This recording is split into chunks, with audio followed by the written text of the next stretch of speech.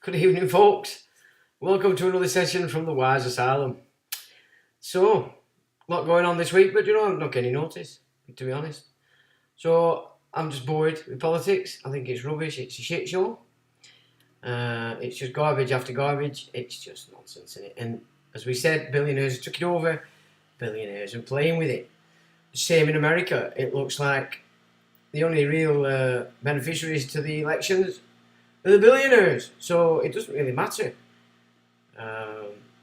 It's same game on whichever one's in, so I thought we'll sort that. We'll not get into that. Ukraine, they've been kicking shit out of each other with some artillery, but again, that's looking like it was hard to see a lot of that as a bit of a vehicle, to be honest. I think it's a bit like theatre, like a lot of Second World War were for us, whereas the real battle were Russia and Germany. It's like I'm not so sure it's as it suggests it to be. And Sean Penn going over giving him an Oscar, well, yeah, he's an actor. And he's done a good act, has he not? How many billions of quids and dollars and whatever else has gone into that place? Huh? And it's just a black ops centre, isn't it? It sort of took over from Kosovo after baby boy Clinton annihilated the Balkans. Which, of course, if you remember, was a plan set up by Adolf Hitler. So before he invaded Russia, he wanted to deal with the Balkans. Something obviously changed because he just went all out and went for it. So it took Clinton to carry out that part of the game. Kosovo became the centre for all things black ops and laundering and trafficking and you name it. And Ukraine has been it since 2014. So what are they actually doing there? Everybody thinks, if you're on one side, you think, oh, they found these labs, blah, blah, blah. It's got to be good. No, I'm not so sure. I think there's more theatre going on in all that shenanigans, in all truth. So, again, I'm not really interested. Because it's confusing anyway when you look at it. What's this week's stuff out of Ukraine is a bit, just a tad, confusing. God says hello, howdy, the old China. Andrew says evening, Sean, evening to you. Paul says good evening, and I said to you good evening. Mute Pit, hello. On a Sunday night already. It does come round quick. It does, especially when I've been busy this week on law.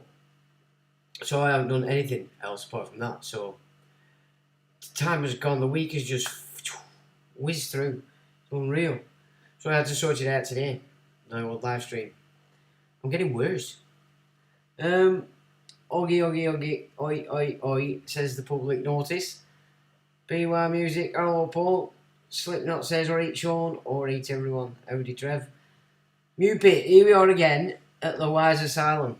Whoa, aren't we just? My word. Untitled says, hello Sean. Public notice, Charles Proclamation, consent by tongue by one man. Charles Proclamation, consent by tongue by one man. It's just the king in waiting, isn't it? It's what shenanigans are they up to? That's what I want to know. It's signed off by the king. What is the king's justice today, I would ask?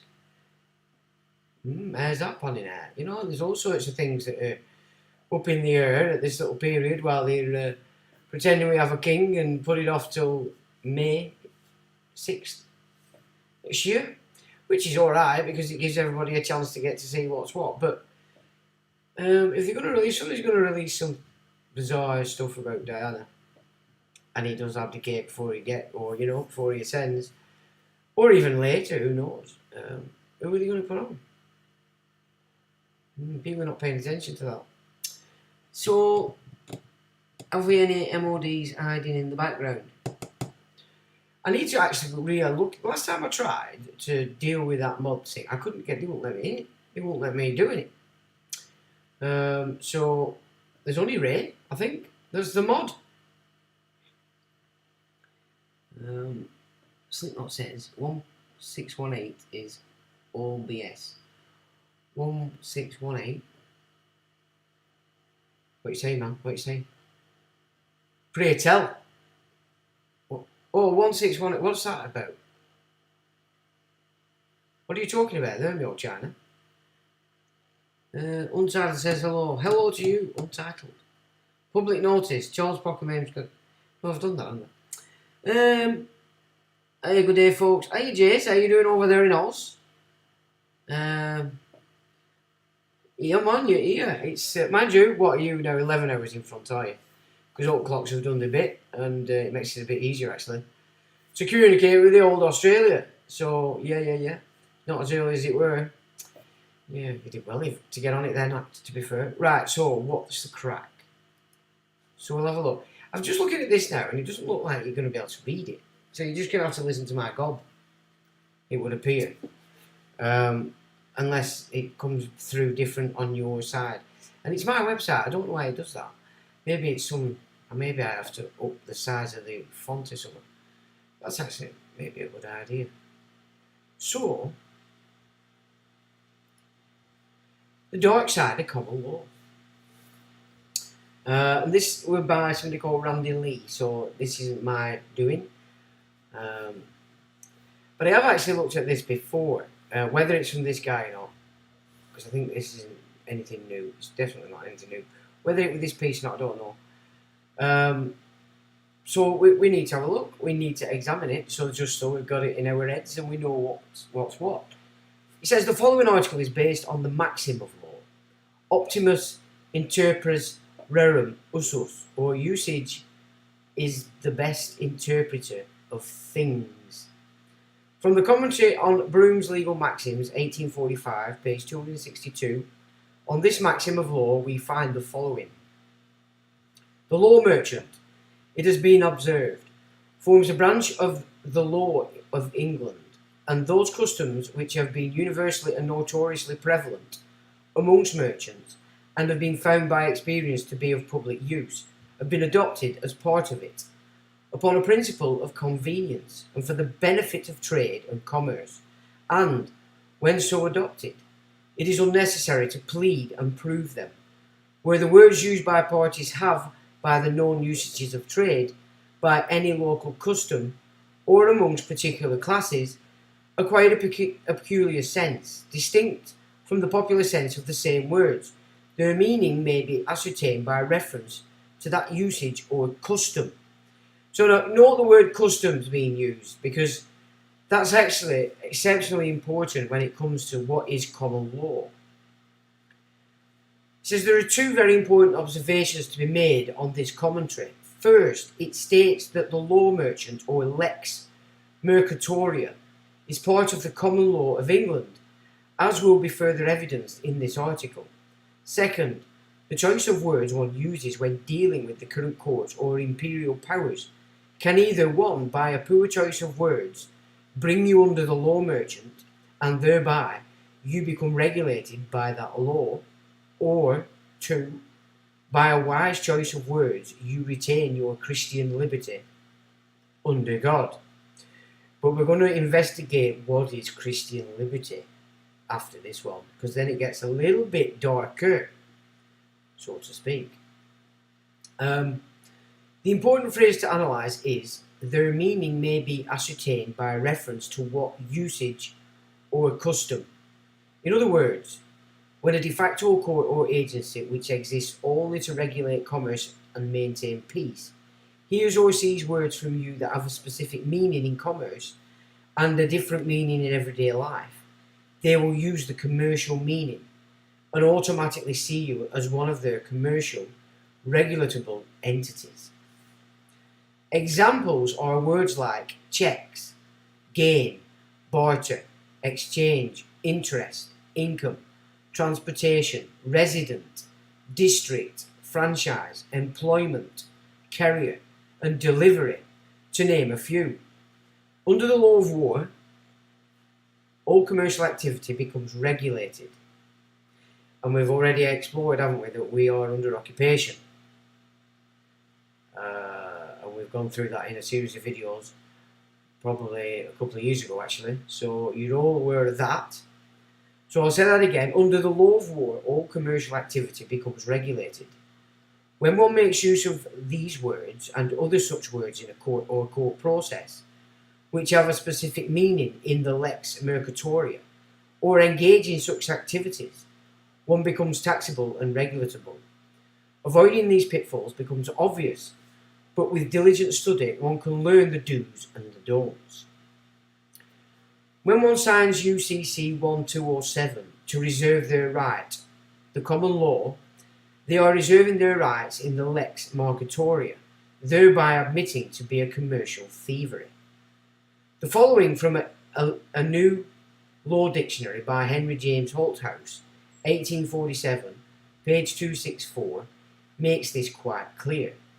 Quote, law merchant, lex mercatoria. One of the branches of the unwritten or common law consists of particular customs or laws which affect only the inhabitants of particular districts, under which head may be referred the law or custom of merchants, lex mercatoria, which is a particular system of customs used only among one set of the king's subjects, which, however different from the general rules of the common law, is yet engrafted into it and made a part of it, being allowed for the benefit of trade to be of the utmost validity in all commercial transactions.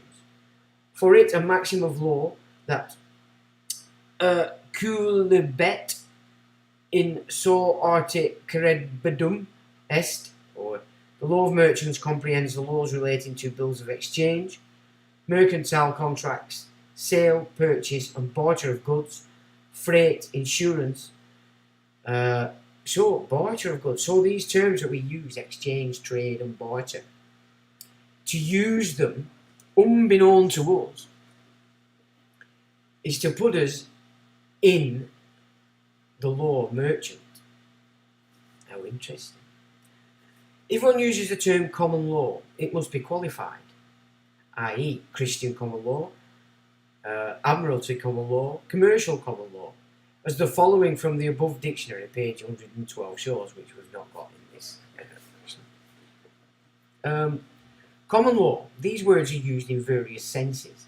The following are amongst the most important. First, as designating that branch of the municipal law of England which does not owe its origin to parliamentary enactment, and which, as opposed to the latter, is termed the lex non scripta, or unwritten law.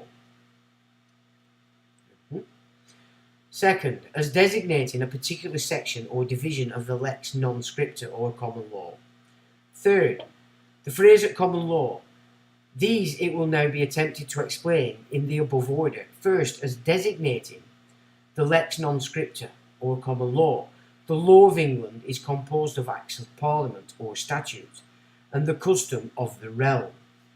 So that's one particular branch of common law. The custom of the realm consists of those rules and maxims concerning the persons, persons, and property of men,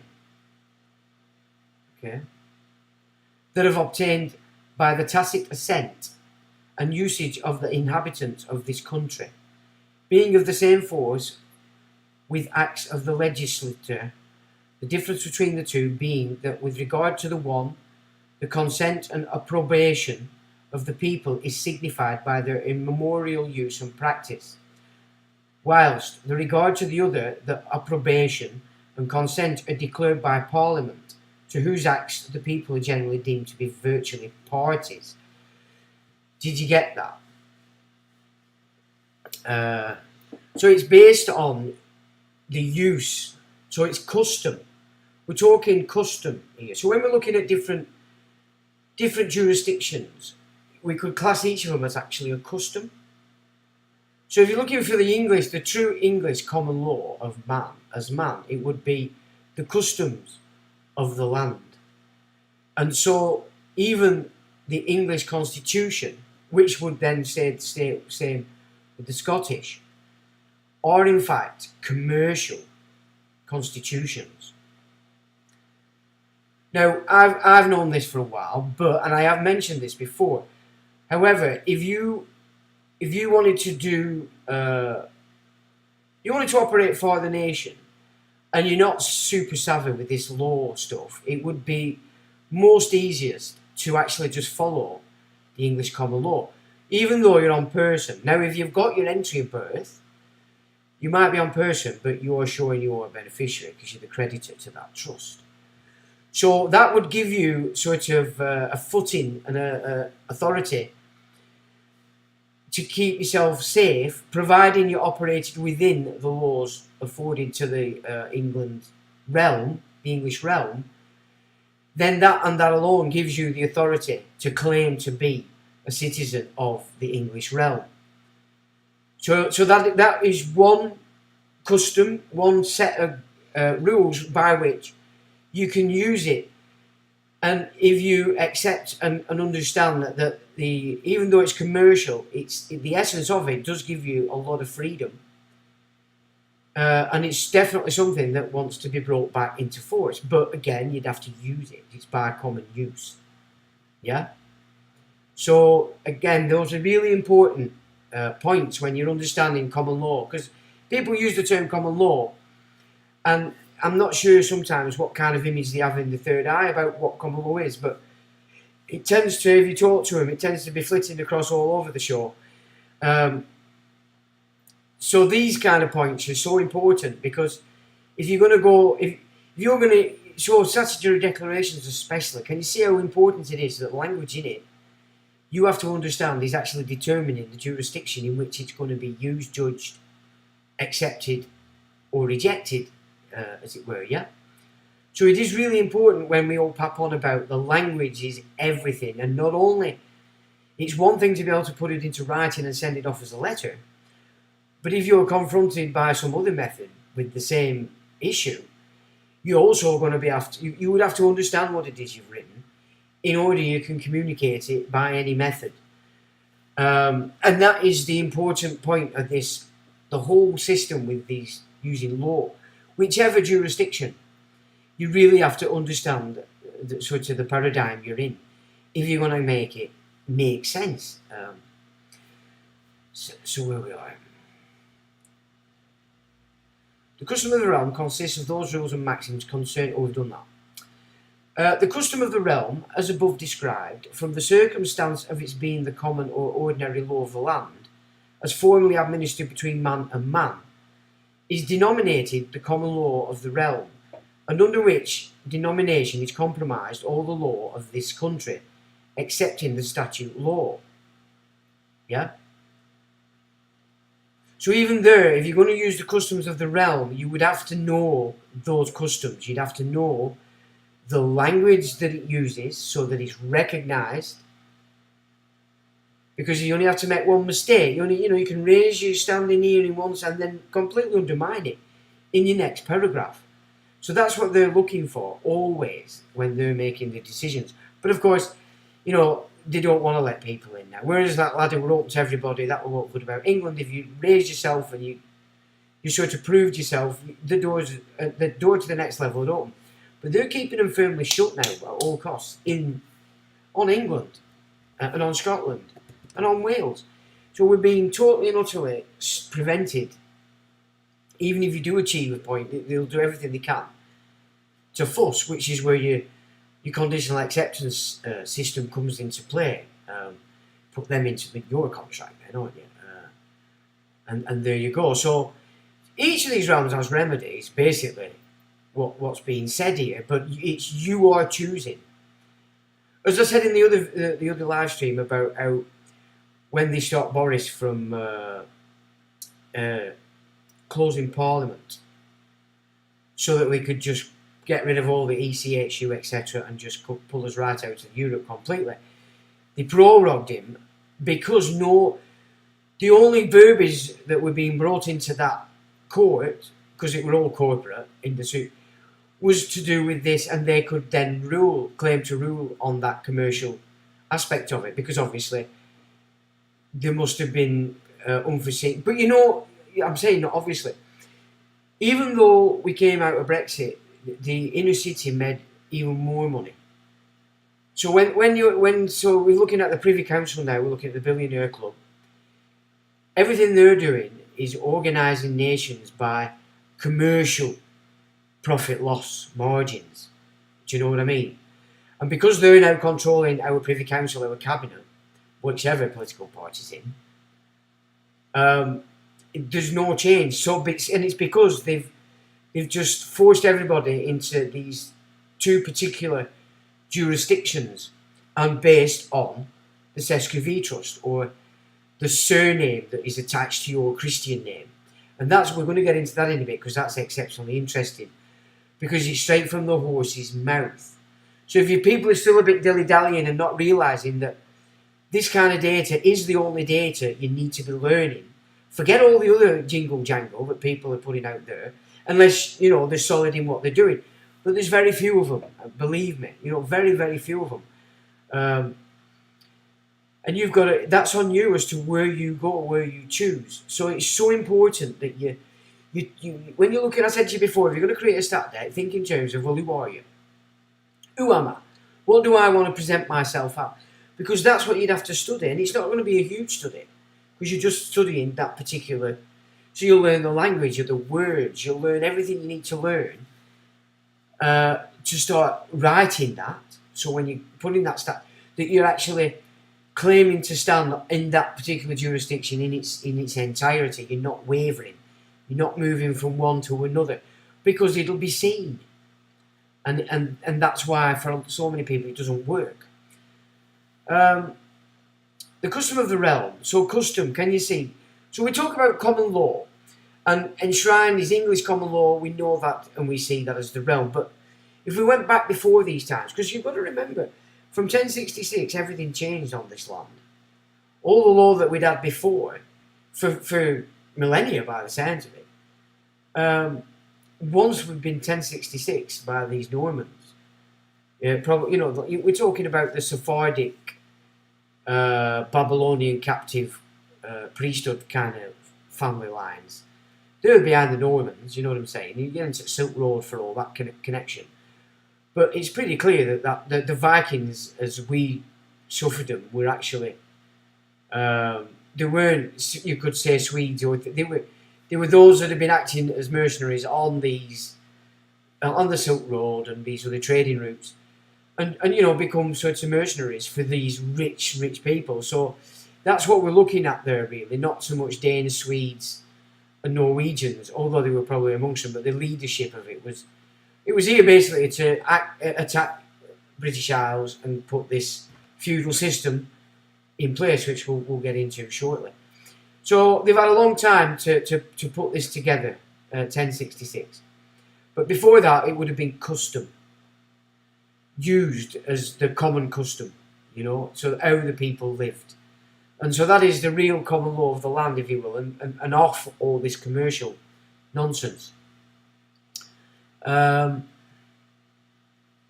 Says the custom of the realm of common law, as it is termed, includes not only general customs or such as are common to the whole kingdom, but also the particular customs which prevail in certain parts of the kingdom. So we had shires, didn't we? And each shire had its own system, because we had our own little quirky differences, as well as those particular customs or peculiar laws that are by custom observed only in certain courts and jurisdictions. So the civil and canon laws, as administered in our ecclesiastical and admiralty courts, have an obligation to this kingdom, not upon their own intrinsic authority, but simply by custom, are also regarded as part of the customs of the realm or common law. So this is again where you can see why it wasn't a major shock to this system on England when Henry VIII created the Church of England, because it wasn't a shift out, it was just obliging then representatives of the Vatican or the Holy See, while they were on this land, had to sort of edit the way they operated in accordance with the customs of England. And again, that's how easy these things are. So that's important as well to sort of absorb. The phrase at common law signifies by the common law of the land, independently of the statute law or without the statute law, according to the rules or principles of the common law or custom of the realm, apart altogether from statute or act of parliament. So there's separation, is what they're showing you.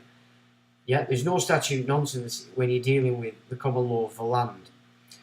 But of course, when you get into the English realm, Magna Carta, these are acts of parliament. Well, it's not so much the Magna Carta, but Bill of Rights, etc.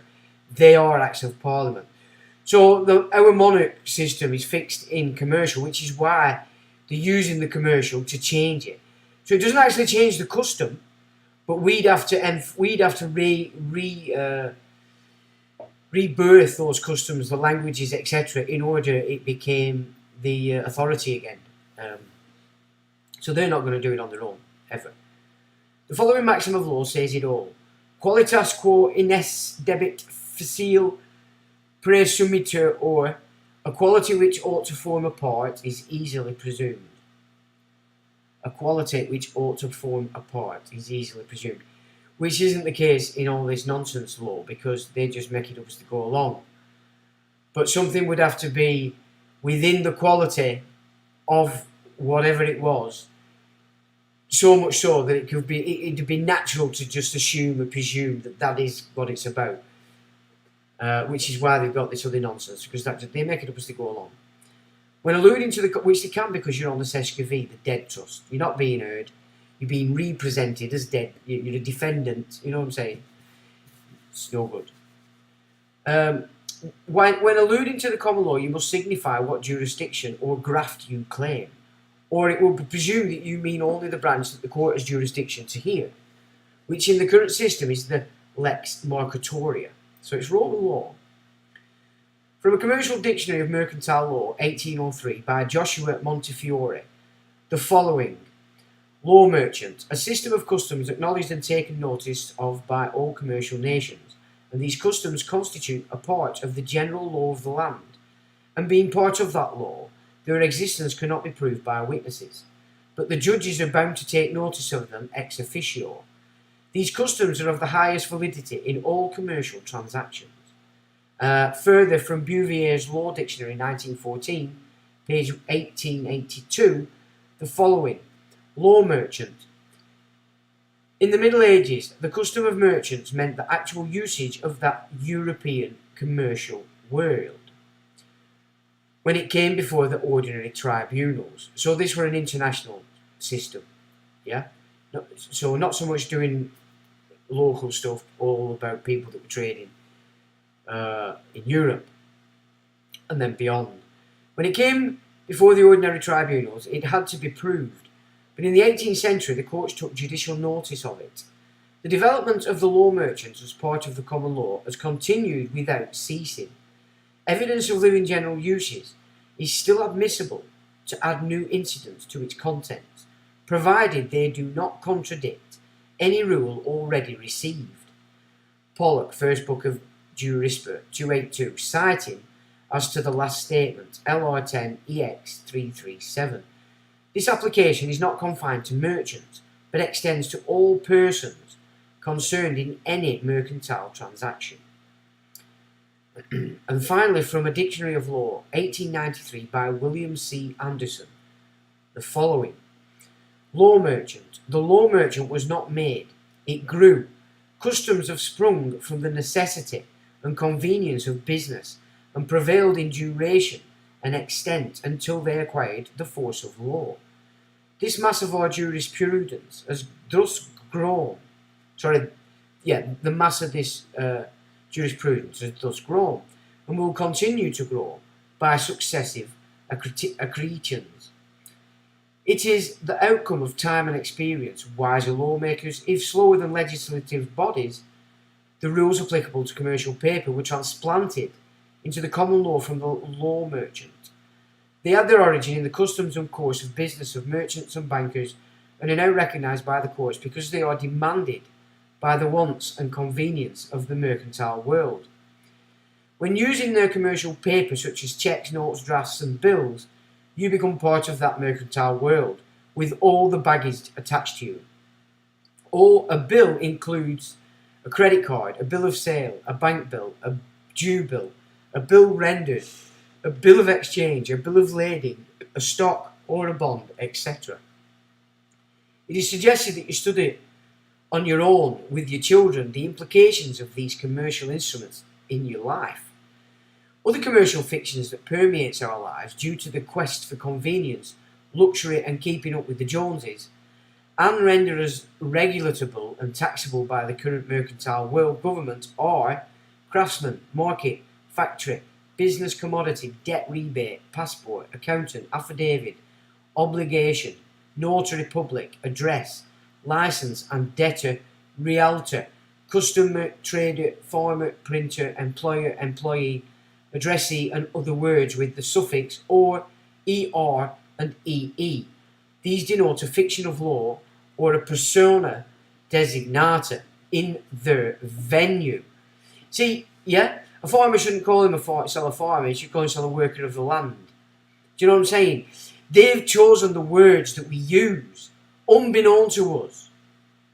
And we're then, by using them or learning that language, then determines our standing when we come up in this world. God makes it quite clear in Scripture about merchants when speaking of Ephraim. He is a merchant, the balances of deceit are in his hand. He loveth to oppress. Hosea 12:7. Ephraim feedeth on wind, and followeth after the east wind. He daily increaseth lies and desolation, and they do not make a covenant with the Assyrians. And they do make a covenant with the Assyrians, and oil is carried into Egypt. So it's well known that the Assyrians were a player of this. And the word of God in Jeremiah says, "Hear now this, O foolish people, and without understanding, which have eyes and see not rather, which have ears and hear not. Fear ye not me, will ye not tremble at my presence, which have placed the sand for the bound of the sea by a perpetual decree, that it cannot pass it? And though the waves thereof toss themselves, yet they cannot prevail. Though they roar, yet they cannot pass over it." So that's a clear sort of insight that the land and the sea are separate, and that the sea cannot overtake the land unless we get the big floods. But this people have a revolting and a rebellious heart. They are revolted and gone. So this is all about merchants, remember. "Neither say they in their heart, Let us now fear the Lord our God, that giveth rain, but the former and the latter, in his season he reserveth unto us the appointed weeks of the harvest. Your iniquities have turned away these things, and your sins have withholden good things from you. For among my people are found wicked men, they lay wait, as he that setteth snares, they set a trap, they catch men. As a cage is full of birds, so are their houses full of deceit. Therefore they are become great and waxen rich." So this is just billionaires to a T, isn't it? And obviously the bloodlines that run them. "They are waxen fat, they shine, yea, they overpass the deeds of the wicked. They judge not the cause the cause of the fatherless, yet they prosper, and the right of the needy do they not judge. Shall I not visit for these things? Shall not my soul be avenged on such a nation as this? A wonderful and horrible thing is committed in the land. And prophets prophesy falsely, and their priests bear rule by their means, and my people love to have it so. And what will ye do in the end thereof? The merchants on earth, through their common law, rule the day, with their governments and courts by means of the support of consumers and customers, but not eternity. The Christians not of this world, through their Christian common law, can once again, as in the past, take dominion, to wit, in the time when thou shalt be broken by the seas in the depths of the waters, thy merchandise and all thy company in the midst of thee shall fall. So that's interesting, and that's Ezekiel. In a time when thou shalt be broken by the seas. Is that not a reference to the laws of the sea taking over the lands rather than a deluge? You know, allegory. It's that's how I'd see that. In the time when thou shalt be broken by the seas in the depths of the waters, thy merchandise and all thy company in the midst of thee shall fall. And the merchants of the earth shall weep and mourn over her, for no man buyeth their merchandise any more. Commerce is not the way, is not the truth, is not the life, and is always accompanied with war. As in Greek and Roman mythology, Mercury, the god of merchants, and thieves, and Mars, the god of war, walk side by side. He who walks with our Lord and Saviour, so he's got a bit religious. But then we're going to look at that because so I'll read it because the next thing we're going to look at just puts that into perspective in a big way. It says, he who walks with our Lord and Saviour Jesus Christ, who is the way, the truth and the life, and the Prince of Peace, walks with no other. Right, so okay, most people would take that on board if they're of the Christian ilk. So we're going to have a look at what that actually means now in law, from the horse's mouth. Alright, so that ends that. And there's just an image of explaining the common law brought from England into the US, of Virginia. And it was presented by the Virginia State Bar on May the 17th, 1959. So, yeah, England and US are very much, well, we are the same. You could say America's an improved, or was, before it got took over as it is today. But, yeah, interesting stuff that. Savile just, let me have a, so where is it? Here we go. So that's what we're going to look at right next. Let's have a look. How's that gone then? Did you get that?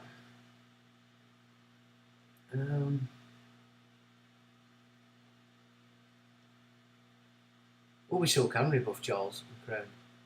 We still can. Flooding US.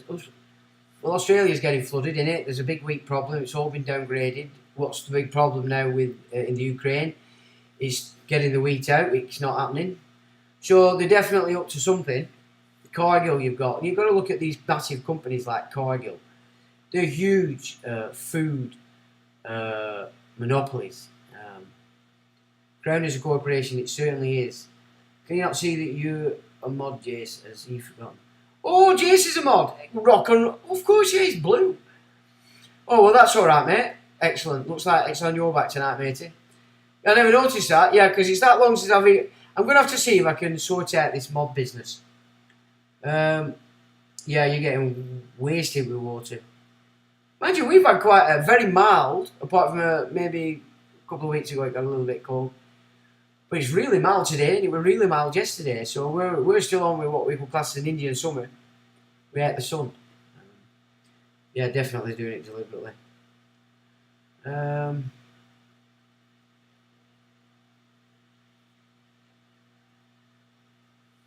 Yeah, I haven't seen Ray for a bit. I don't know. Is he alright? You know, you're in contact, aren't you? Legalese for man. Yeah, I mean, but that makes a lot of sense. You might want to. I'll probably make a short of that and add it to this in the week, because you might not absorb it fully just off one read what that's actually telling you, but it's so in sync with everything I've been saying about how it's so important. And not only do you know, not only can you write it down, but you can also operate it vocally. And at any point that any of this nonsense that you're up against might come at you, because if you can, you know, there it says, if you use these particular words, that's how they're going to see you, and that's how they're going to rule. I've just seen myself as a man who's done what he wanted. Yeah, it's not easy now. I'll tell you what, as you get an age, getting a sort of employment, as I'm finding with a couple of friends, struggling to get employment now when you get beyond 50. But also, it's important people understand, if you're over 50 now, you're now classed as the elderly. Now that's important if you end up in them funny buildings with them funny people in them, with white coats and masks on. Say no more. So that has to be taken on board. If you're over 50, you need to reckon with the fact that you're no longer classed as you think you are, you're classed as the elderly. And don't they have an whole raft of particular procedures, etc., and pathways for the elderly? So keep that in mind, guys, if you've got to go in, you don't want to be staying in overnight, in case the cult gang get you for being elderly. He was stopped by police recently, says Mew. For the first time, spoke very little with him, didn't get asked my name and disagreement over the colour of the traffic light. Fair enough. I have a situation I'm in, applying all this though. Yeah, best way, because it's how you learn as well. I mean, for God's sake, if losing was success, that'd be amazing. Even more amazing and fantastic than I am.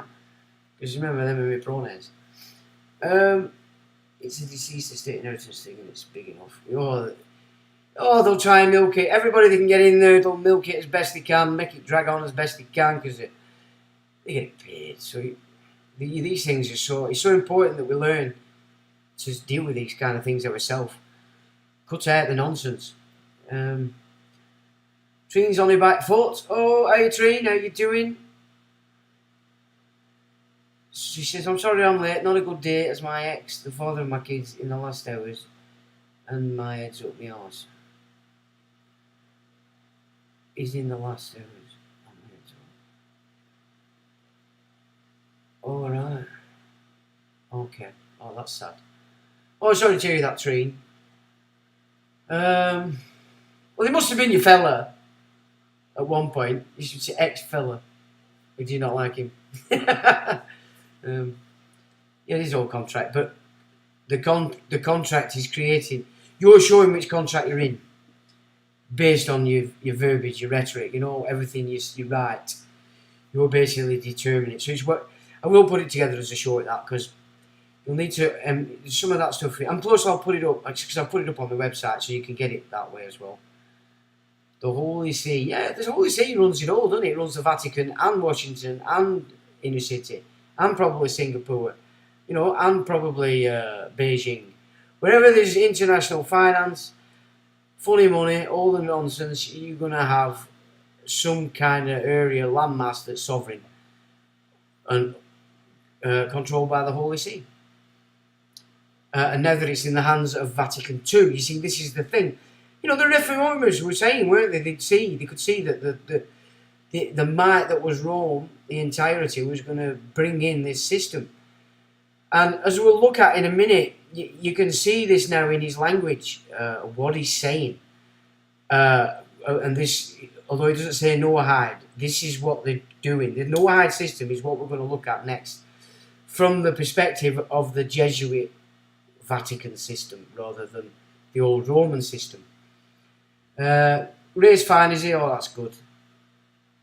Oh, so is he fine? Right, that's good, Mew, thanks for that. So you've got some legislation up there yet, why not? Supreme Court of Victoria called me a natural person. Don't want to be a person, but it's better than being dead, trust. Now, if you've got your entry of birth there, Jace, just with your Christian name, you'll want to listen to this next one, because this is where the importance of that video I made about the live birth record. This is just really going to cement what I would put to you there. So yeah, everybody's groovy. Oh, is he down in London, Trine? Okay. Oh, that's good that daughter, your kids are still like friends. Brain tumour. Met him in 1980. Did you give it to me? I've already played. Yeah, that's sad. Oh, brain tumour though. It's no use wishing him well, is it? We'll just wish him a good pass. Hope he has a good passage. How about that? That's probably the best thing you can do for a guy at that stage, isn't it? He was okay prior to the shots. Oh, right. Was he okay, you're asking? Right. Yeah. Well, I mean, I've put one up on my website, actually. It's Murder by Decree. So just have a look at that. There's some interesting data coming on that. It might give you an idea of what they're getting ready for this winter. For all those that danced. So again, I'll reiterate, anybody over 50, you need to get it in your mind. You are classified as the elderly. You need to see that. Right. Let's have a look. The Holy See. Pope Francis, General Audience, St. Peter's Square, Wednesday 25th June 2014. Right? So listen carefully. It's the words that are being used here that give us what we want to see. Today there is another group of pilgrims linked up with us in the Paul VI Hall. They are pilgrims suffering from illnesses. With this weather, between the heat and the possibility of rain, it was more prudent that they stayed there, but they are linked with us via Maxig screen, and thus we are together at the same audience, and today let us all pray especially for them for their illnesses. Thank you. So there he is, Big Pope. He's bringing in the everything by metaverse. In the first catechesis on church last Wednesday, we began with the initiative of God, who wants to form a people to carry his blessing to all the nations of the earth.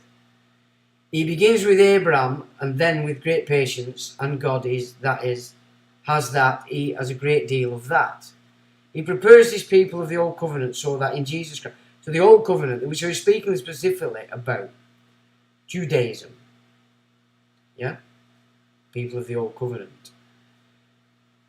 So we've looked at the difference in gods, haven't we? And of course, one tradition, you know, the man that the West followed said pretty clear that one particular group were sons of a murderer. And Abraham was no different. He was going to kill his elder son without any issue. Same line of stuff, and we got into that with Adam and Eve, Cain and Abel. We didn't touch on Seth, but he ain't much got better anyway.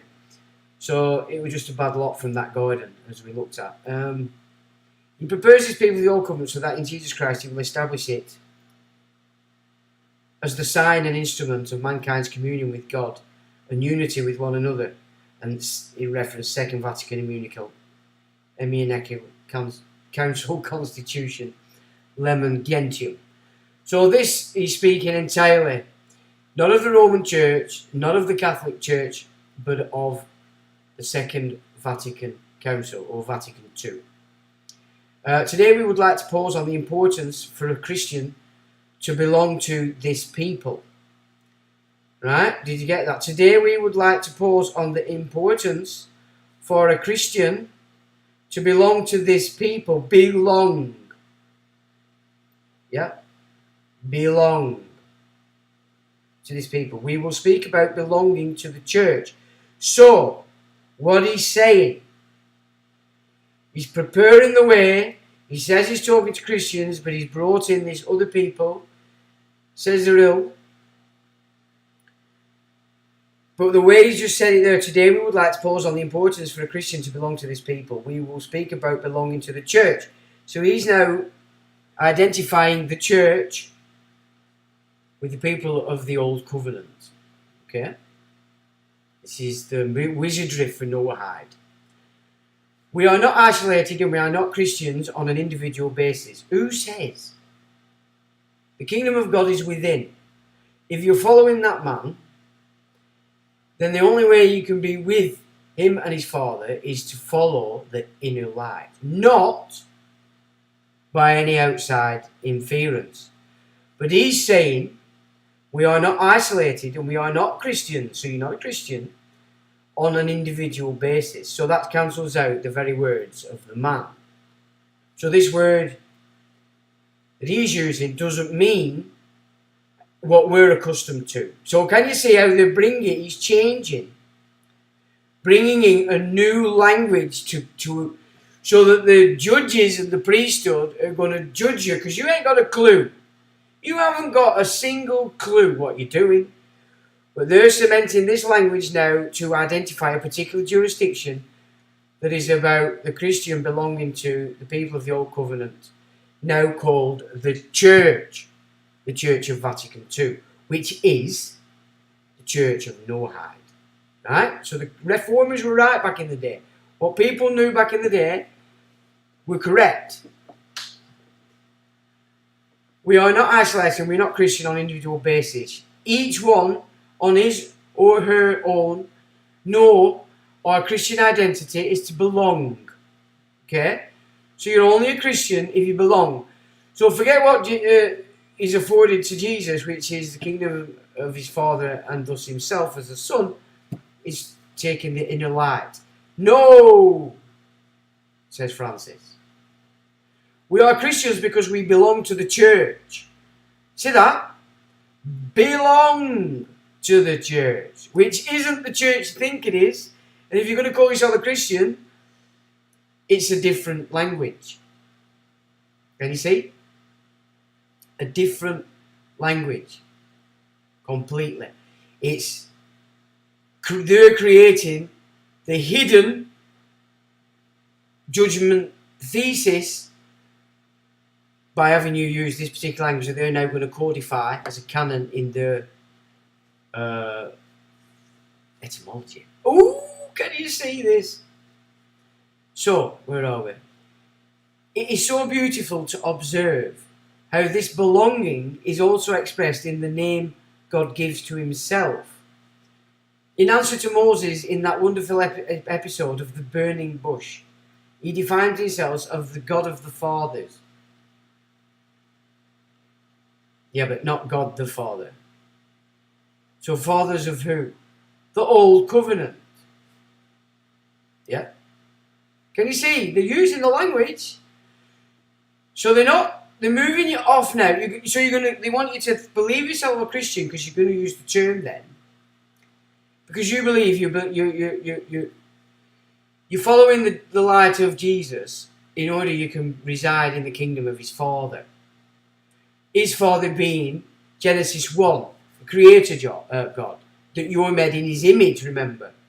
But no, you have to belong to this church, which is not the church you think it is anymore, if you're reading this properly. He doesn't say, I am the omnipotent one. No, I am the God of Abraham, the God of Isaac, the God of Jacob. So, there you go. Cementing it in this system. In this way, he reveals himself as the God who made an alliance with our fathers and remains ever faithful to his pact and calls us to enter into this relationship which precedes us. God's relationship with his people precedes us all. It comes from that time. His people. So it's not all people. So basically, the ultimate creator God that created man, male, female, with absolutely no demarcation whatsoever and gave us the entire earth, isn't this guy. Because this guy picked out a particular bunch of people that he created in this Eden, this separate garden with the tabernacle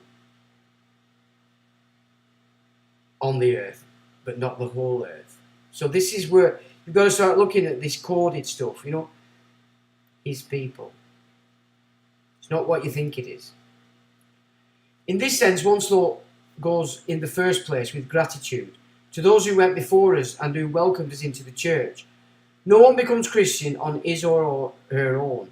Is that clear? So you can't be a Christian on your own. So you can't follow what Jesus said in this new version of what it is to be a Christian. So this is how they'll get in people believing that the Messiah is actually Jesus. It's nothing of the sort. It's actually completely opposite to the gospel message. Totally opposite. Is that clear, he says, so he's commander. He's a commander, okay? He's not a loving heavenly father-ish kind of geezer. He's telling you how it is. He's Caesar. He's Herod. Yeah? No one becomes Christian by him or herself. Christians are not made in a laboratory. In a classroom. A Christian is part of a people who comes from afar. Is it? The Christian belongs to a people called the church. And this church is what makes him or her Christian. Not following what the man said. You seen it? on the day of baptism, and then in the course of catechesis, and so on. You can tell I'm not a religious guy. I don't have a clue what that is. But no one becomes a Christian on his own or her own. If we believe, if we know how to pray, so they're going to tell you how to do it. If we acknowledge the Lord, who's this Lord fella? That's Baal, and can listen to his word. So they're not even using Lord. If let's say Claudio's correct in his interpretation that it's something to do with the sacred feminine, then he's not using it in that term, Lord, because he makes it his. Yeah, so let's just say we were all fake, and really they were using the sort of language that Claudio's trying to bring through from Egyptian law. He's making it clear their version of Lord isn't the sacred feminine, it's that, which we know to be Baal. If we feel him close to us and recognise him in our brothers and sisters, so if you recognise your own nonsense in other people, they're your brothers and sisters, basically. That's all. That's a license to do. You know, we all flock together. What's it? Birds of a feather flock together. Stoners go with stoners. Alcoholics go with alcoholics, etc., etc. It is because others before us lived the faith and then transmitted it to us. No, this faith has only been going on since 1963, 62, or at least in force. So he's talking rubbish. Yeah. So our customs go way back. Not to 1963. So this that you are transmitted to us as lived faith as then transmitted is coming from the people of the old covenant. No hide. We have received the faith from our fathers. Yet not the Father. From our ancestors, and they have instructed us in it. So he's telling you. So he's talking about his conclave, have received the faith from his fathers, from our ancestors, and they have instructed us in it. But they're not including Jesus. Because he's telling you that. You can't be a Christian on your own. You cannot look for the kingdom within to be with Christ and the Creator God. So they're telling you, we have received the faith from our fathers, from our ancestors, and they have instructed us in it. If we think about it carefully, who knows how many beloved faces pass before our eyes at this moment? It could be the face of our parents who requested our baptism. So he wants you to use that word. What's that do? Fixes you to a particular common law, does it not? But he wants you've got to see yourself as that. Who requested our baptism? That of our grandparents or of some family member who taught us how to make the sign of the cross and to recite our first prayers. I always remember the face of the nun who taught me the catechism, but she always comes to mind. She's in heaven for sure, because she was a holy woman. I always remember her and give thanks to God for this sister. Or it could be the face of the parish priest, of another priest or a sister or a catechist who transmitted the contents of the faith to us and helped us to grow as Christians. Or you mean help you to join the church. So this is the church, one great family, where we are welcomed and learn to live as believers and disciples of the Lord Jesus. But you can't do what Jesus told you to do, which is to follow him. You have to follow the church, which is now people of the old covenant, because they have to bring in the no-hide and just pretend Jesus coming back, who's really nothing of the sort.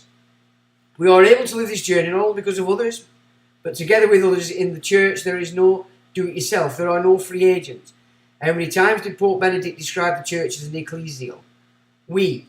At times when you hear someone say, I believe in God, I believe in Jesus, but I don't care about the church. How many times have we heard this? And that's not good. Well, no, everybody pissed off, because I never used to go really, just when I went to my cousins. They left because the church went from love to authority. That's why they left. And he's claiming this authority to decide whether you believe in God or you've got it right with this chap. Interesting. There are those who believe they can maintain a personal, direct and immediate relationship with Jesus Christ outside the communion and the meditation of the church. Again, he's damning you if you, even for a second, believe what this guy said about finding and seeking the kingdom of the Heavenly Father from within yourself. This is completely anti-gospel. Christ outside the communion and the meditation. These are dangerous and harmful temptations.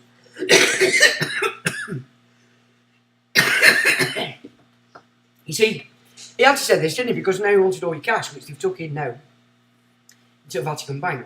So probably, if they did this in 2014, probably just making sure you all just stay there long enough so you can run off with cash. You know, put it behind China's economy, wreck the West, wreck the Middle East, wreck Asia this side, Russia, everywhere, and bring in his new casino over there in China. I don't like that. It's not good. These are the great, as Great Paul VI said, absurd dichotomies. No, they're not. Not a dichotomy at all. It's absolutely blatantly opposite, me old China. So they've not had that many good popes in, have they? Let's be quite honest. If he said that. He's a big fibber, in my opinion. It is true that walking together is challenging and at times can be tiring. It can happen that some brother or some sister create difficulties or shocks us. But the Lord entrusted his message of the salvation to a few human beings. To us all, to a few witnesses, and it is in our brothers and in our sisters with their gifts and limitations that he comes to meet us and make himself known. And this is what it means to belong to the church. Remember this well. To be Christian means belonging to the church. Now then, are you ready, folks? See, I'm not boring you with this for anything, for nothing. It's important. Are you listening? The first name is Christian. The last name is belonging to the church.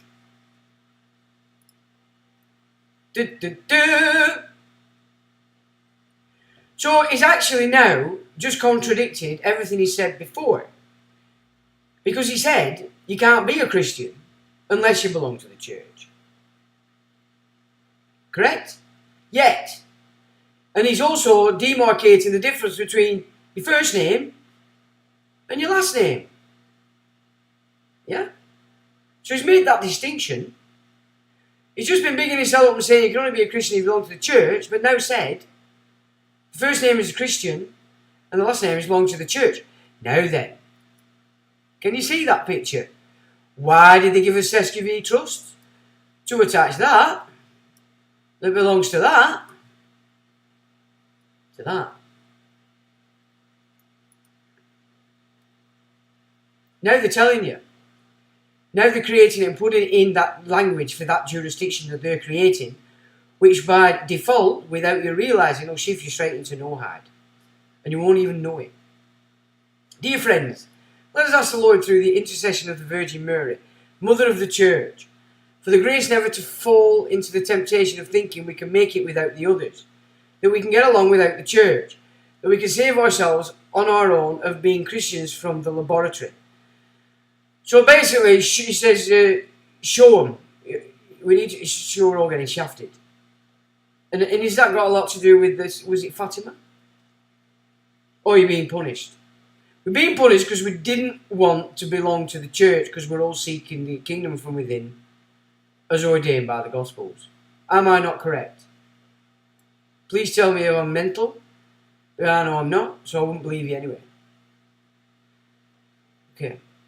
On the contrary, you cannot love God without loving your brothers, and you cannot love God outside of the church. So I can't love anybody, he's saying, unless I'm in the church, which means I've attached my first name to a last name, and I'm running around on a birth certificate. Identifying as it, being it, writing it, talking it, choosing the jurisdiction. But this is more important because it's the shift from what people believe to be Catholicism to no-hide. Protestantism's already in, thanks to the Masons. You cannot be in communion with God, blah, blah, blah, blah. And we cannot be good Christians if we're not together with those who seek to follow the Lord Jesus as one single people. You see, now, here we go again. He said, seek inside. Why have they had to attach that there? It's not the same fella, is it? It's a different geezer. They use that word, you think, oh, you know, all that. No, Dum. There. It's that Baal called himself Jesus. Yeah? A bigwig, a big cheese, a billionaire. Or bloodline running the billionaires. There. One of them, and he called himself Jesus. And he talks upside down, as we've just looked at. I offer you cordial greetings to the delegation from Bethlehem University, which this year is celebrating the 40th anniversary of its foundation, with special appreciation for its praiseworthy educational apostolate among the Palestinian people. I greet all the English-speaking pilgrims and visitors taking part in today's audience, including those from England and Wales, Scotland, Ireland, Sweden, Greece, Australia, Taiwan, Vietnam, India, the Antilles, and the United States. Upon all of you and upon your families, I invoke joy and peace. If you follow that fella. So you're not looking inside, you're joining the church. Because you've joined your surname to your first name.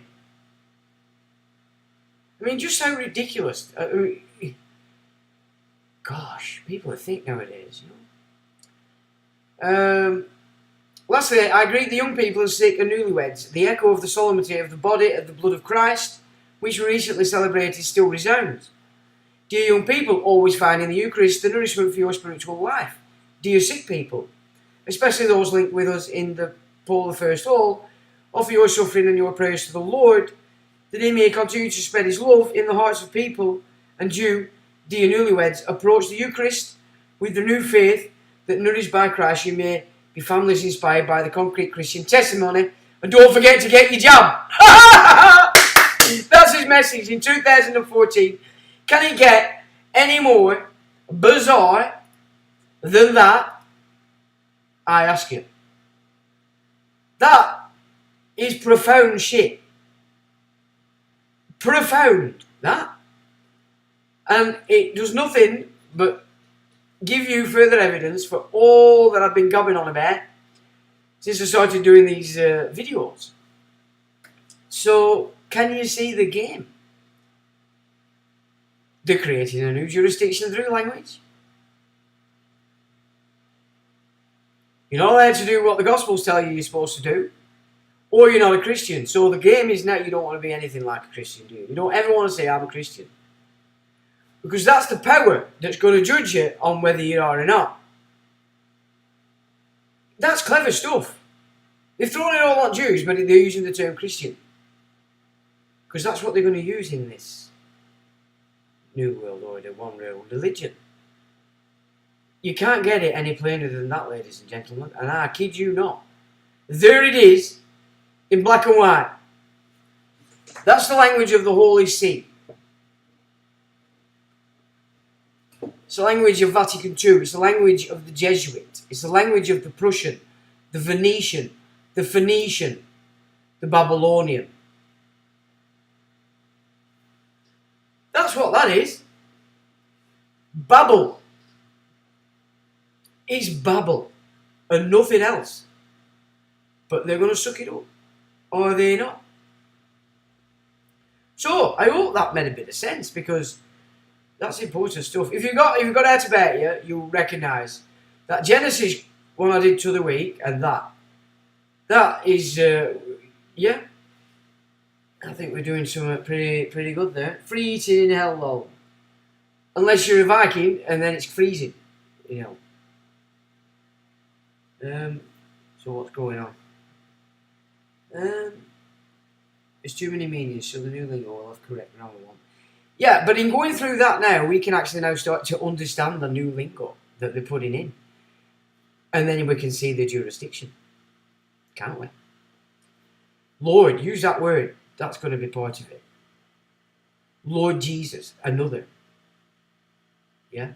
They're always going to use the word Christ. And if we go with what the ruling elite guy said, that although Jesus was a great teacher, he wasn't the Christ. Now, I don't know enough about that to have an opinion. But again, they're going to use the word Christ. Yeah? Again, I would say that that's now going to be a part of this new language. Would you agree? What else have I got? I've got something else.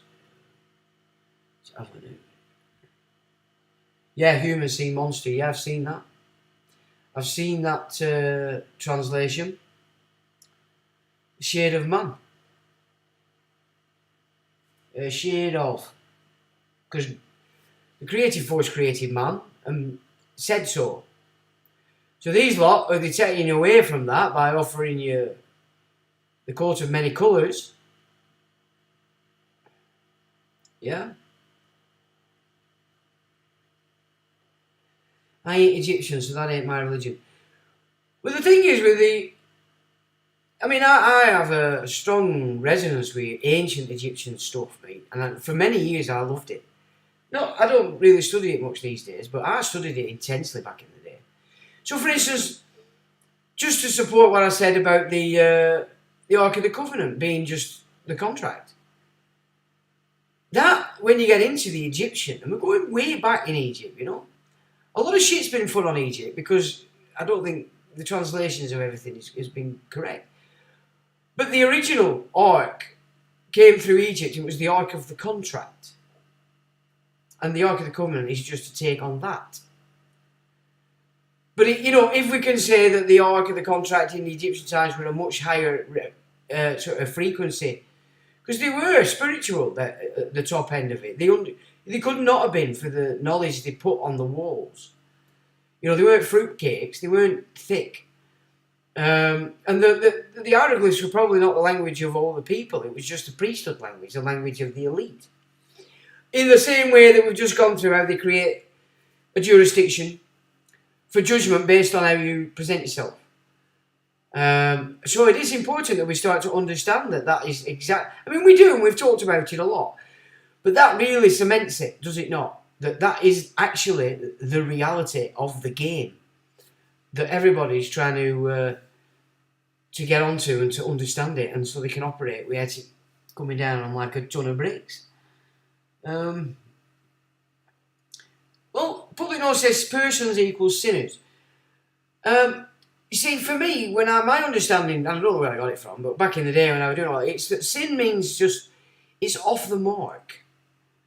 Do you know what I mean? But there are certain things that you can do that are beyond being off the mark. For instance, if you make a mistake and do it again, then, if you do an error, if you do something in error, and recognise it and rectify it, you're not going to end up with that being a mistake because you do it again. And I think if you fix onto a mistake because it's giving you cat's mean prizes, or whatever they call it, then it can become a sin because you keep doing it. So I have a different idea of what it is, because the term sin for me is just it's an encouragement that, hang on, you're off on this little path, but there's a few things that are going on in your mind and what you're aiming to do that are just a little bit off the mark there, lad. So we'll let you go through to it, but we'll have to show you your error. If you can't rectify it in time, we'll have to show you the error by some bizarre event that you weren't foreseen, that you hadn't planned for and that kind of thing. So I wouldn't class person per se as sinners, but just...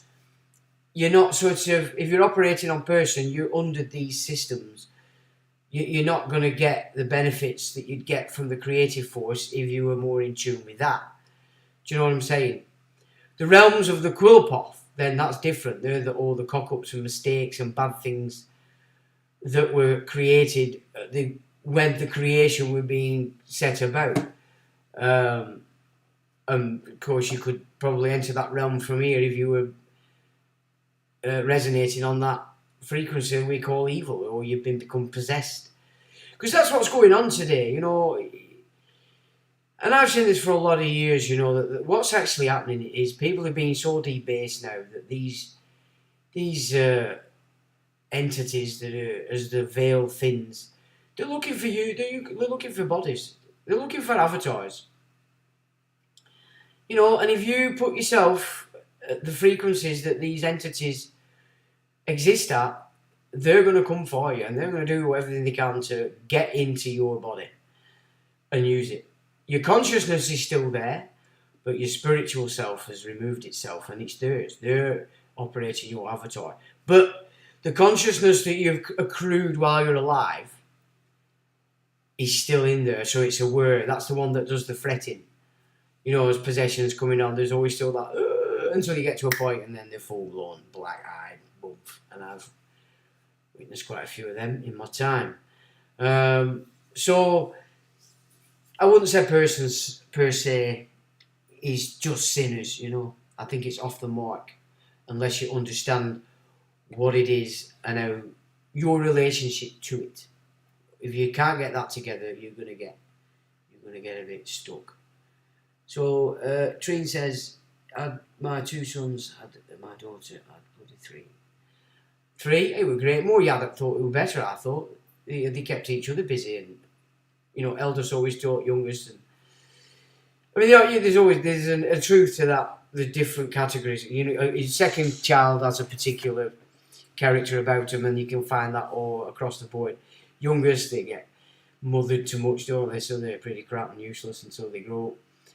And elders, usually, mum and dad were learning, so we got sort of traumatised quite often because they didn't have a clue what they were doing. So yeah, that's pretty much the game, innit? So the more you have, the better. That's the lingo. Has too many meanings, so the new law will have to be correct grammar, one word. Yeah. Well, no. Once you know that this is how they're doing it, that this is how they actually do it. So unbeknownst to you, use these words they're judging on it. It's up to us to learn that system. Obviously, it's on us, especially if you're going to go to these places. You know, if you're still getting caught up under their authority by whatever means. But yeah, not good. Man v person. You know, I've papped on about this for God knows how long, and it is starting now to make headway, but it were blank walls for many a year when back in day. Somebody says were there. I found what today. It keeps flicking. It is a clever scheme. It's exceptionally clever, but we've broke the spell there. You know, that has broke the spell, and if you're savvy, you can't deny that. That is there. It's all over it, Charles. You can't deny it. It's contradiction upon contradiction. Command, order. It's Babylon. It's Babel. Sophistry, as the Greeks had termed it. Nude Guru, big up folks. Big up to you too. See, am I missing people? I've noticed that when I look back sometimes at the chat, I tend to miss quite a lot of stuff, and new people as well, so I apologise for that, if I'm doing that. So, I mean, I have a few more things we'll look at, but we can toss about a bit as well if you want. We don't have to get excited. That I like what we've just done there. That's definitely a short video I'll make tomorrow, because that's concise. That'll be an interesting study for everybody. Egypt, Jupiter. What? Egypt. Well, that's where you get your origin of the word gypsy. They were Egyptians. Originally, not Romanians, although I think if you go way back, some of the Romanians claim to be of Egypt. I mean, the Spartans were Egyptian. They claim their origin as Egyptians. So there are all sorts of exodus going out of Egypt at all different times. Not necessarily because people were being captured, but because they'd learned to trade and they were created some kind of commerce and they were shifting it onto the oceans to spread it. And the Spartans were on claim to be Egyptian, which separated them from the Greeks. And the Minoans, when you get into all that, there's so much to be known about the Minoans. If you're looking for who the Phoenicians we probably are. And the Minoans had Crete. And there's, we're talking the Theseus and we're talking the Labyrinth.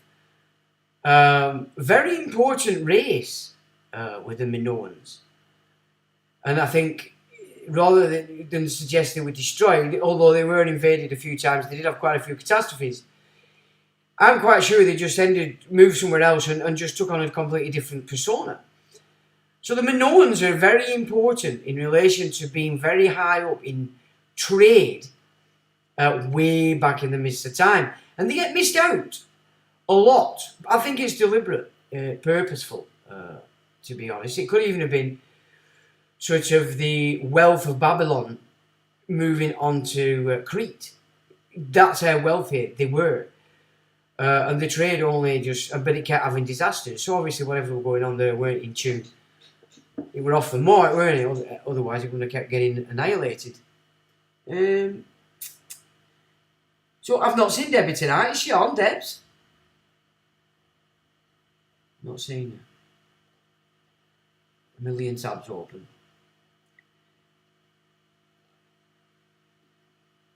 Yeah, they insist you're the person. They'll do everything. But you think, look, if you answer any mail that's got the surname attached in uppercase, it's assessed of your trust. If you respond in any way to it, you're sort of accepting that you have some kind of responsibility for it. Going to court on that person, unless you're going in there and just saying, look, you're here to correct a mistake, and you're here under duress because otherwise you're under risk of getting kidnapped. But then you'd have to state you're standing correctly. But that's the only way you could go through into court because you corrected a mistake. That's what I did with young Alistair when he were learning the trade in the courts, and he did very well. But even doing very well, you've got to keep your stand there. You can't let their gamers mess you up. So lessons learned. But so he was going in there to correct a mistake, present himself as man, you know, and it was working. It works. So it is correct. What we've gone through in the first part of this is the law. That is the game, and it's we should think of common law instead of using that term as custom, common custom. Yeah, because you know, I got arrested, and all who did danced around like chimpanzees. Oh, he's a common law sovereign citizen, blah blah blah blah blah. But yet, no, I'm just man, male. Felder coppers that were there doing the bit were pretty. They knew the crack. They were a bit ashamed, but these young top Johnny boys, they didn't know their ass from their elbow, prancing about like, you know, complete lunatics. You'd to see it to be there. It were a bad comedy though. They weren't good comedy. The Romans, not Phoenicians. So, I mean, I did a lot of looking into that back in the day. It looked to me like they were a mix. There were Trojans. There were a mix of differing elite families that were wealthy. And they took up originally Rome to create another method of sort of a more balanced way of organising people. I know I'm not giving it a year and year on good or bad, but when it was a republic originally, see, the legions weren't the legions that we see. They were just militias that could be called upon if there were any nonsense going on in any particular area or nation or land or province, as they would have called them. It's when the Caesars came in, which is when you can start to see the Carthaginians, the Phoenicians, getting a bigger sway in there.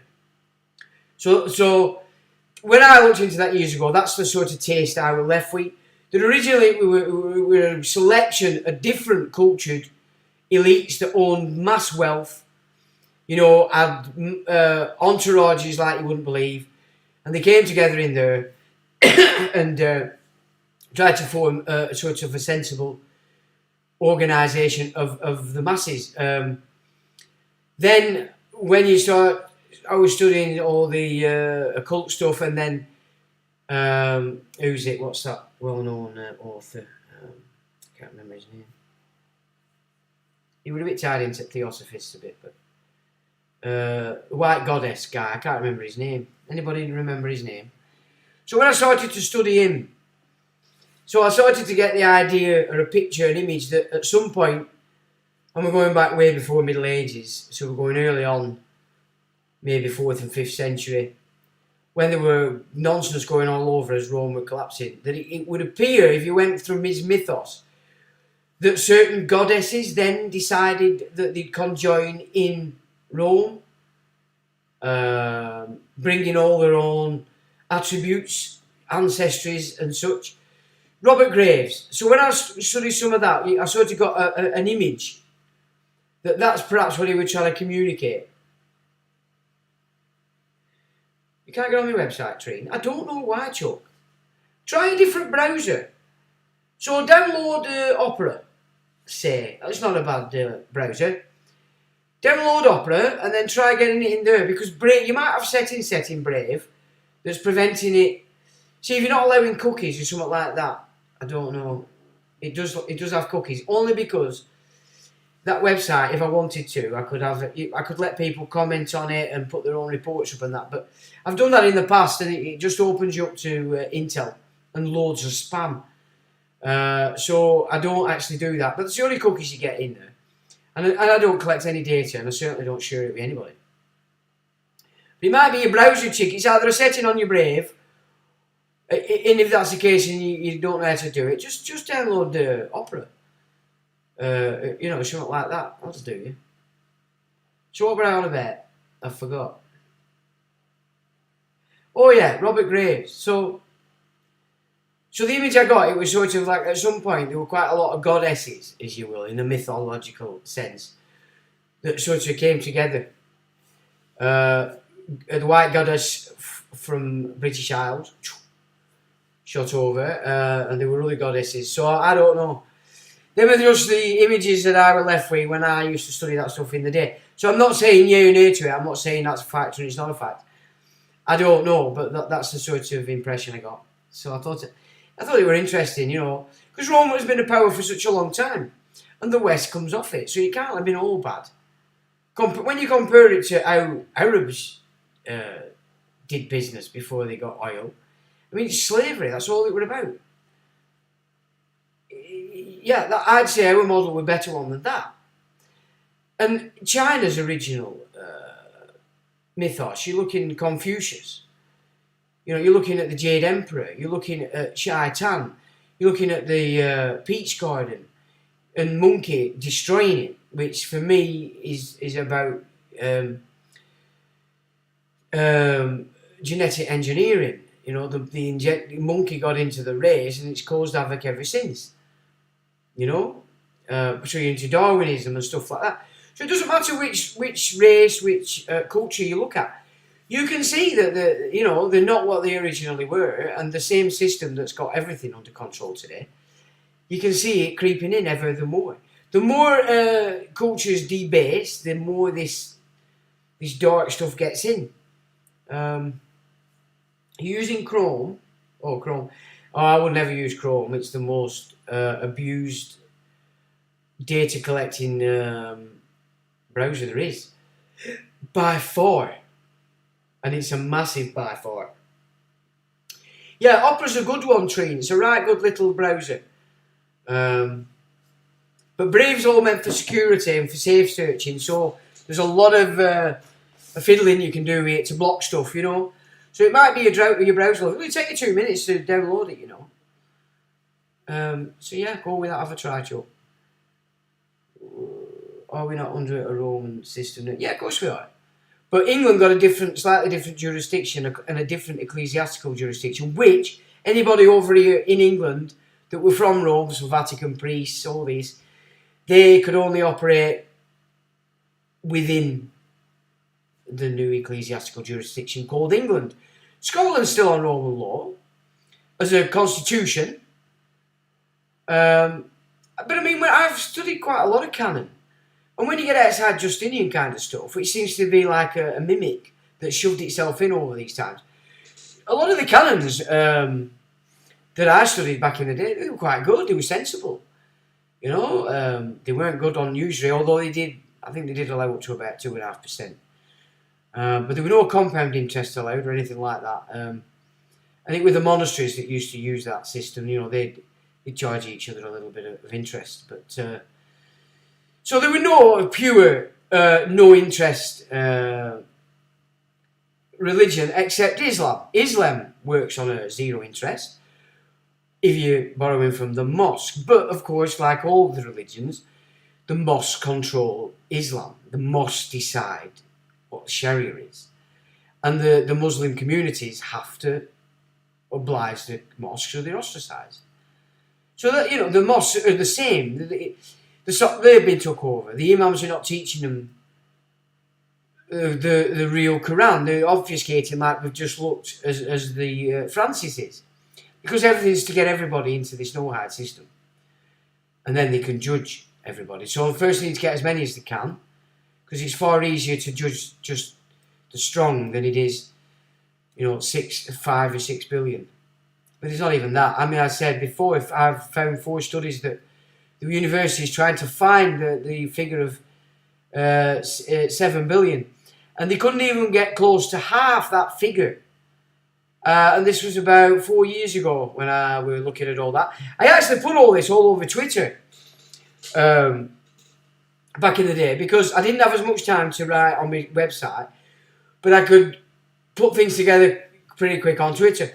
So I said there's so much data I put on Twitter, it'd be good to get that account back because it's absolutely loaded with stuff. I could spend probably a year just retweeting stuff I did years ago that would be so relevant today. It'd give me an easy time of it, you know what I mean? It would. So, Queen Isis is the genetic engineering jinn. Well, I mean, Isis, Osiris, that came into Egypt. It was called the entrance of the 5 Neters. When we gained 5 extra days. So then you're into, was there a cataclysm? Did something happen that changed the time count? Probably so. And in came these, so Isis, Osiris, Nephthys, Horus, and Set. They entered Egypt. So it's not the original. This Isis-Osiris system isn't the original Egyptian theology. It really isn't. And you've got to go to Abydos, places like that, where they are the old Egypt. Well, Firefox, yeah, Firefox is okay as well, but again, there's a lot of hackers aim to hit Firefox all the time. I have had to get rid of Firefox out of this system because they'd hacked it to death. It were hacked. But Firefox is a brilliant browser. It's absolutely phenomenal for what it does. And you'd be alright on that train because obviously you're not going to get the attention that I perhaps do sometimes, but not to worry. But yeah, I'd probably be a browser kid. Then that Brave browser is set to block a lot of stuff, unless your internet provider is blocking you. But the only way you'll know that is to try a different browser, Joe. That's the only way you're gonna know that for sure. So let me just have a look. I forgot what else I had, and we might leave it for next week actually.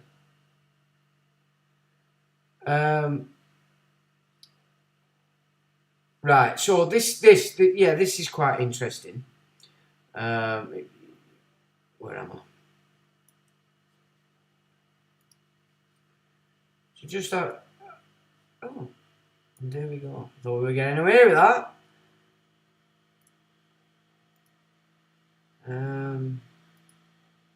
Just quickly, we'll go through this, but it's just in sync with what I was saying about billionaires controlling our politics. Now, it just says reflections on the 2022 midterm elections. This new Congress is a mere appendage of Wall Street. Midterm elections delivered to the American people a stark message. The Republican and Democrat parties have been reduced to play toys for billionaires and multinational corporations that carry out an intriguing puppet show for us. One that spins further and further away from any concerns for citizens and buries the Constitution and the rule of law in the shallow grave. So that's basically, just in line with what we were saying on the last stream about how by no longer belonging to political parties, they're not getting funds from us. They're getting it from the billionaires. And this is why, our systems have pretty much been handed over to them. Oh, there were another one as well, on Putin. And it's basically saying that no matter what happens in the Ukraine, Putin is tied to this new technocratic system as much as everybody else. None of them are not, and I'll put that up underneath. We don't need to go through that brainwashing, but they're all just actors, and it's just theatre, all of it. And if you suck into it, you can't really ask for anything other than nonsense in your life. because they're putting out more fears than soft making it. Every 5 minutes it comes out. So I think I'm going to call it a day on this one, guys, because that data that we've got through, I'll tell you, you want to have another look at that, and I will create a short so that we can